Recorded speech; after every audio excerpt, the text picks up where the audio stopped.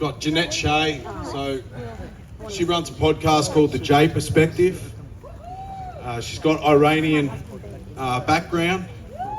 So she's got some mind-blowing things to tell you. I've sat down for half an hour with her. We did a podcast once before. So would you put your hands together, Jeanette?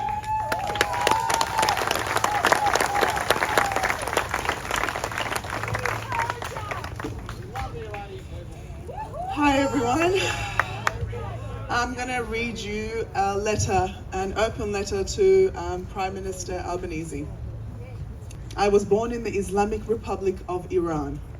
My country of birth was once free, joyful and creative, a civilization that gave the world poetry, science, beauty and art.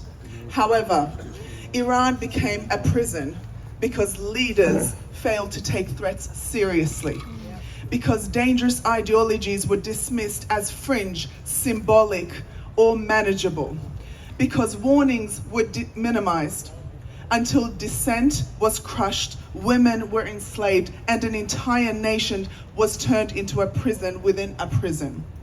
Today, Iran is no longer a land of free citizens. It is a land of inmates, some brutalized, some brutalizing, all trapped inside a system that devours anyone who does not submit. Prime Minister Albanese, that dissent did not happen overnight. It happened through denial, appeasement, and weakness of leaders. Yeah.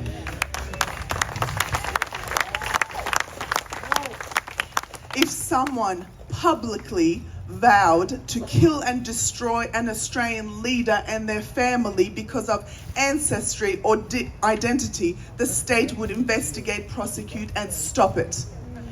If groups marched weekly through our streets chanting against the right to live of an Australian leader because of race or lineage, no one would call that a protest. It would be recognized for what it is, incitement. And the full force of the law would follow.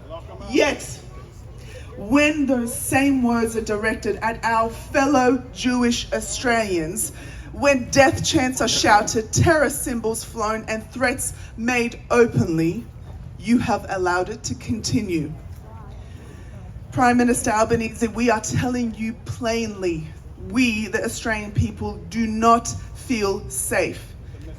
We were chanted against. We were threatened. Those threats were reported. Those warnings were raised. Yet they were met with weakness, minimization, and dismissal. Then, at Bondi, on our Australian soil, people were physically injured and murdered.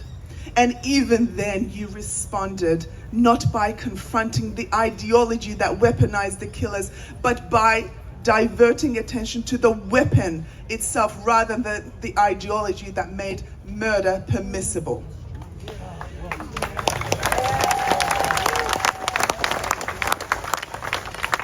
Prime Minister, I have seen this before.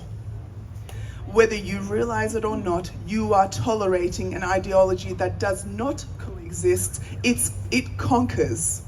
It does not negotiate, it devours.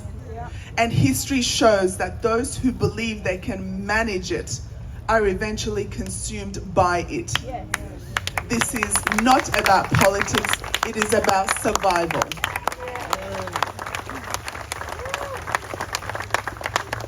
We, the Australian people, will not stand by while our pleas for protection are ignored.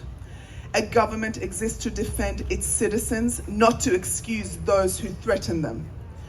When those who hate Australia come for its people, they ultimately come for its institutions and its leaders as well. Do not believe the lies of wolves dressed in sheep's clothing. Prime Minister Albanese, lives are on the line, and history will judge what was done when Australians begged to be protected. We are asking you for the last time, stand up, be brave, change course, or stand down. Yeah.